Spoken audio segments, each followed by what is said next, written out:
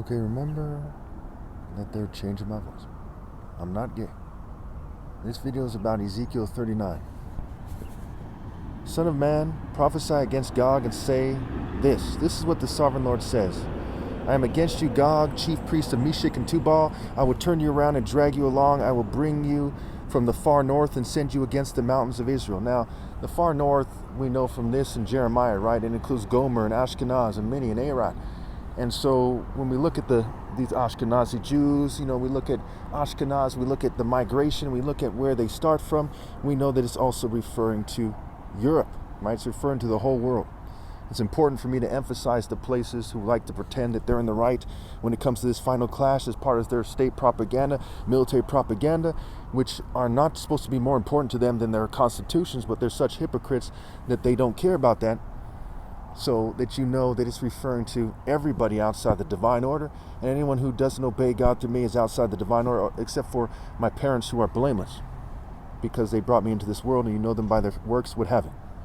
And that's the verdict that I've been given by God in logic and wisdom and so on and so forth. Okay. So I will bring you from the far north and send you against the mountains of Israel, which represents the religious points of Israel, the religious angles, Angelsworth angles, right? Mount Sinai, Mount Horeb, Mount Zion, what have you. Then I will strike your bow from your left hand and make your arrows drop from your right hand. One interpretation of Revelation 6 is that it is actually, instead of Jesus, it is Gog and Magog on the four horsemen. Okay? And that's another angle of explaining Ezekiel and other parts in the Bible that talk about the day of the Lord, the end, what have you. But the simplest answer is, if you don't want to make it more complicated than it has to be, it's referring to the same thing in a different way, and that they're part of it underneath the cloud of God's anger, the darkness. They're part of it, and their attacking is, going to come to a head, right? Woe to you, destroying mountain. When you are done destroying, you will be destroyed. I believe that's in Jeremiah, and so it is here, right? Gog and Magog are in Babylon's spirit, just like the people who fight against Christ in Revelation 19, which is before Revelation 20, where Gog and Magog are said to be gathered there. And when they are done with their part of destroying each other and themselves, what have you, that they get destroyed. On the mountains of Israel you will fall, and all your troops and your nations with you. I will give you as food to all kinds of carrion birds and to the wild animals. You will fall in the open field, for I have spoken, declares the Lord. I will send fire on Magog and on those who live in safety in the coastlands, and they will know that I am the Lord. I will make known my holy name among my people Israel. I will no longer let my holy name be profaned, and every nation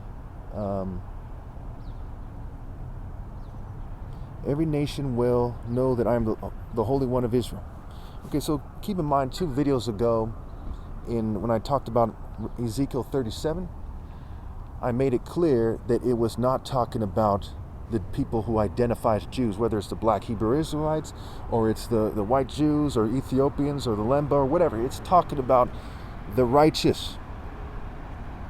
He's talking about people who obey God through me, who, let's say you scrambled at the last second, you obeyed God through me. Before that, you were confused about what to do. But when you come and obey God through me, you become part of the collection, the army of God, a soldier of Christ, part of the body of Christ.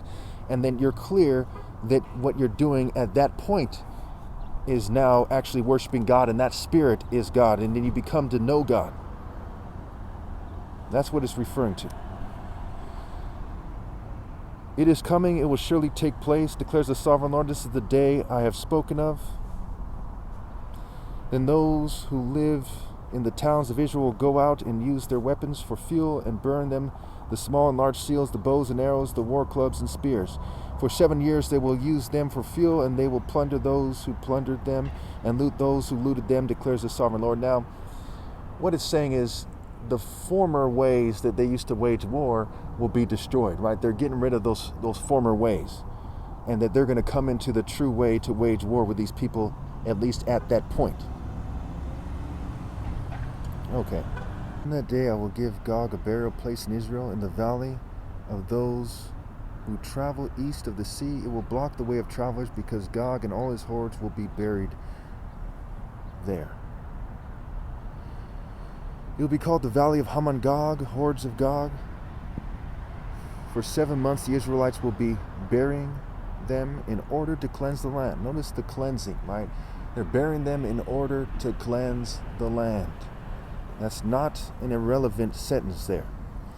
All the people of the land will bury them, and the day I display my glory will be a memorable day for them, declares the sovereign Lord.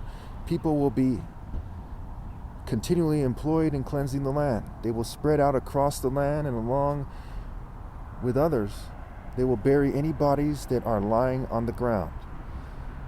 After the 7 months, they will carry out a more detailed search. Notice it's the sevens again. It's the sevens in Kings that have to do with cleansing. It's the seven in Revelation, the 7 trumpets, 7 bowls, 7 churches, 7 seals. This has to do with cleansing. Now, how do you cleanse in the final days, right? You leave the planet because the planet is hopelessly defiled. Isaiah 24. The planet sinks never to rise again. So they're going to a new earth, a new heaven and a new earth. We know that it has to be in that way and not some kind of psychological way or some way of people magically staying here and magically, the earth magically transforms here. No, it's talking about going somewhere else in a different form, a spiritual body for the spiritual realm, right? No longer the fleshly body. The spirit is everything. The flesh means nothing. To finish purifying the spirit, one must leave the flesh completely, and that also includes this physical realm of this physical planet. As they go through the land, anyone who sees a human bone will leave a marker beside it until the grave diggers bury it in the valley of Haman Gog, near a town called Hamona. And so they will cleanse the land. So the land becomes a place of hordes, right? So how do you cleanse the land that you're creating in the spiritual realm? I store riches in heaven and not earth, right? Jerusalem in the sky. How do you cleanse the spiritual realm? You get rid of all the wicked, right? And you get rid of your body, and you assign the wicked a place to be tormented, and that's this planet. And then when their flesh dies, they go to hell to have their spirit and their soul tormented forever. So there's a marker beside it. There's a marker. Now, you probably guess why I'm emphasizing the word marker, because it has to do with the mark of the beast. Are you part of the hordes of Haman Gog that cheated me out of my right to lead, whose spirits are facing me even right now with the gang stalking? Or are you obeying God through me, right? What mark did you accept? And we see also with a couple of chapters, with chapter 37, where it talks about the bones coming to life, that these people have bones, but their bones will not come to life. They go down to the realm of the dead, and that's what the prophets say as well in other chapters in the Bible. Okay.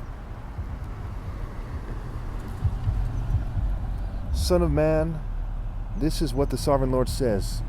Call to every kind of bird and all the wild animals. You see that in Revelation 19 as well. You see that in 1 Samuel 17 with David and Goliath as well. Assemble and come together from all around to the sacrifice I am preparing for you.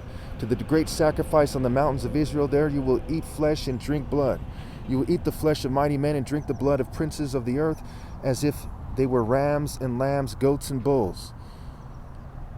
All of them fattened animals from Bashan. At that sacrifice I am preparing for you, you will eat fat till you are glutted, and drink blood till you are drunk. At my table you will eat your fill of horses and riders, mighty men and soldiers of every kind, declares the sovereign Lord. Now again, it says, my food is to do the will of God. So if you're the righteous person, you're eating the fruits of righteousness and justice.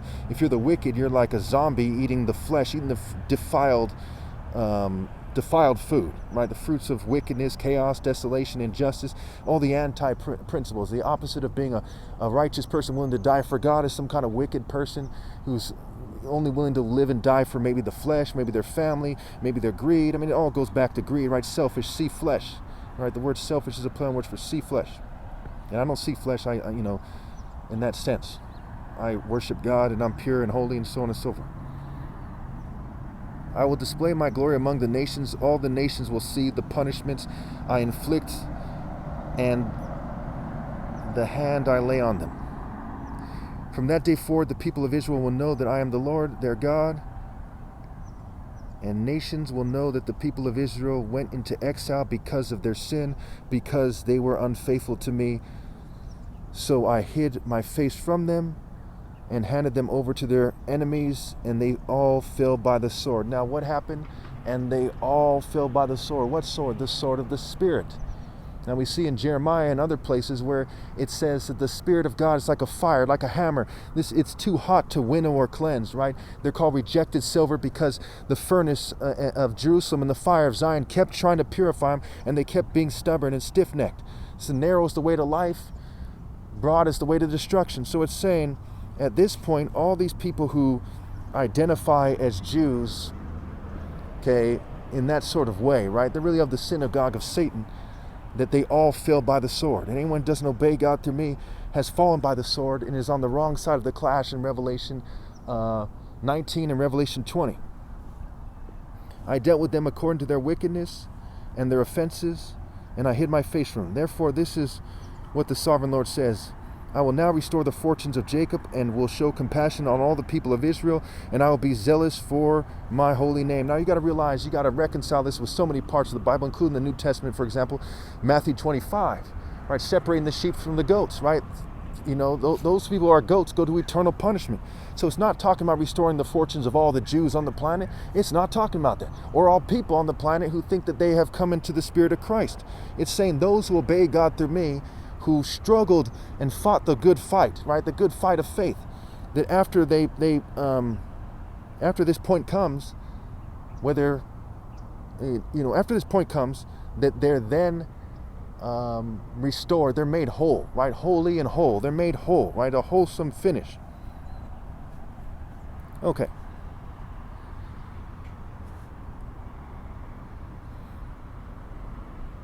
So, I will now restore the fortunes of the righteous, is what it's saying, and will show compassion on all the righteous, and I will be zealous for my holy name. Again, it goes back to Galatians 4. See, Paul didn't just make it up in Galatians 4. If you read the Bible carefully, the Old Testament carefully, you see that there's a Jerusalem in the spiritual realm, and there's a Jerusalem of this world, right? There's a land literally being defiled. There's things literally happening in the physical plane, and as they're happening in the physical plane, there's things happening in the spiritual plane. So there's that distinction that needs to be made. Okay. It says, I will be zealous for my holy name. So part of his Spirit is being zealous to be morally precise, which cannot be done after my flesh dies. How are they going to be? What are they going to do? As the people who cheated people out of their rightful place for generations and in a scientific way planned to control reproduction and the flow of money and who lives where and why, you think they're magically going to find a way to repent? They can't. The righteous are taken away until it's completed. That's why Christ, as a character in the story, said, finish what you started, which goes back to Isaiah 57, which is screening out the righteous, right? He talks about how sages and righteous people and prophets and saints were sent to them, and they killed them off. And he said, well, finish what you started, which is what the day of the Lord is. It's the completion of that, where people are sealed in. 7 seals, Zechariah, the woman wickedness, right? Follies and unruly women, follies in the heart of a child, Babylon, Babylon, Rothschild, what have you, is sealed out of heaven.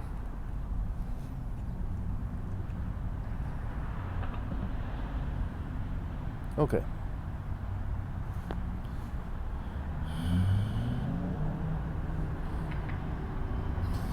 They will forget their shame and all unfaithfulness they showed toward me when they lived in safety in their land with no one to make them afraid.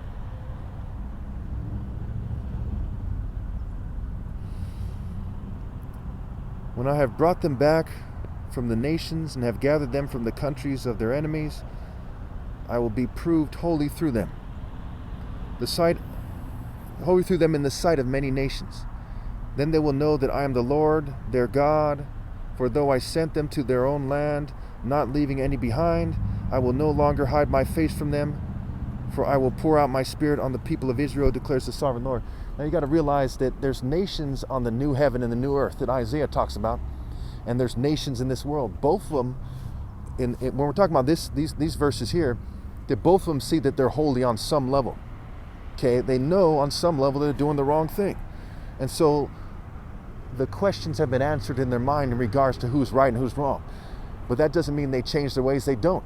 Because at some point it becomes too late. They're so stuck in their ways, right? Again, it's like it talks about how Gog is led with a hook in his mouth, or he's hooked, right? He's, I will turn you around and put hooks in your jaws in Ezekiel 38:4. And this chapter also talks about that same thing in Ezekiel 39:2. I will turn you around and drag you along. I will bring you from the far north. So they're hooked to their past. So even though they know that God is holy, they now know that they're scum. And that's what we see happening in this world. They know that they're pure evil, and they know they played themselves and their families, and they betrayed God, their righteous and their families, their nations, you name it. And now they've forsaken their families. Some of them die thinking that on their deathbeds, what have you. So if we go back to Ezekiel 14:4, let me just read these verses here really quickly, and we'll wrap this up. So I went over time here. Therefore speak to them and tell them, this is what the sovereign Lord says. When any of the Israelites set up idols in their hearts, and they put a wicked stumbling block before their faces, and then go to a prophet, I, the Lord, will answer them myself in keeping with their great idolatry, right? In keeping with their great idolatry. So what they went after, right? Proverbs 1. Okay, Proverbs 1:19, right? Such are the paths of those who go after ill-gotten gains. It takes away the life of all who get them. Going after idolatry, right? Being an idolater is a form of going after ill-gotten gains. Who, what, when, where, how, why? And so God kind of dragged them along with what they're hooked to, what they're addicted to, and it's described as putting a hook into their jaws. And you see in Isaiah 30:30. And he kind of drags them along. So when the end comes, some people are like, hey, this is working out for me, but it's not working for them.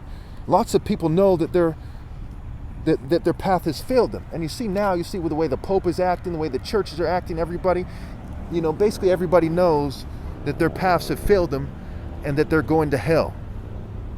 Even atheists are starting to see that, as they see it come together a certain way. And they might be the most stubborn and ignorant and blind of people. In some ways, certainly that is true. Go down to verse 7. When any of the Israelites or any foreigners residing in Israel separate themselves from me, right? The word separate, right, is a play on words for rapes 8. Right? Separate, right? 8 rapes. So what did they eat, right? Instead of eating the food of God, right? Hungering and thirsting for righteousness' sake, Matthew 5, they're hungering and thirsting for the fruits of idolatry, which has to do with rape by deception, forcible rapes, what have you. Rape by coercion, trickery, coercion, psychology, construct, confusion-based sexual immorality, rape, what have you. So they separated themselves from God, right? The word racist is like the word rapist, and they chose these paths. And they set up these idols in their hearts. Their hearts lusted for things that are immoral. And put a wicked stumbling block before their faces. Their faces reflected that. Whether they're hooked to a machine and they're trying to convince you that they look more holy than someone else, or that they naturally look evil, right? It's the kind of the difference between Satan as his Satan form and Satan in his form of Lucifer, where he pretends to be an angel of light. Okay?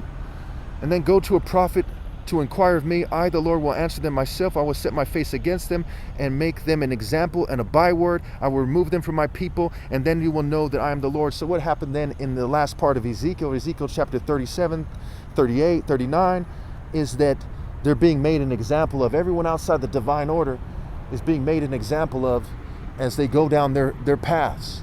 And we can break it down, jocks, emos, goths, corporate people, police, military, all the churches, mosques, and synagogues are doing the wrong thing. They're all now an example, right? Everybody doing the wrong thing is an example of what not to do. And this is part of why the earth, the spirit of the old earth and those on the earth, right? Those who keep reproducing, those who don't obey God through me, they sink with the earth, right? Never to rise again. And they go into the realm of eternal punishment. Now, if you think about how things are formed, how were the stars formed? How was the planet formed? How was the beach formed? A mountain? Hey, God is a way of forming something over time. So he's forming hell over time, more and more, with the souls of rebels and with the things they defile in this world. The world itself is like rotting. It's like becoming a plane.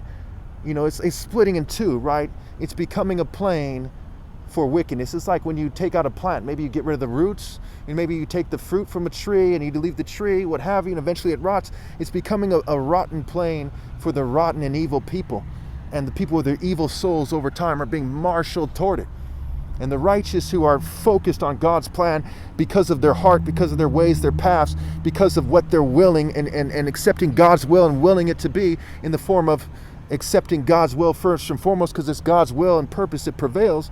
They then, with their discipline and their wisdom and insight, are marshaled toward heaven and toward becoming one with God, right? Religion meaning to rejoin. And religion, play on words for re-legion, right? A formation of troops. Ra legion, Ra meaning the sun symbolizing God in the ancient Egyptian mythology system, and Ra meaning evil in Hebrew. And it says in the Bible, woe to you who call good evil and evil good. So whether you're listening to good or evil, and there's no Jew or Gentile, there's just right and wrong. Okay, there's no guaranteed for the flesh is those who commit to doing what's right and what's wrong.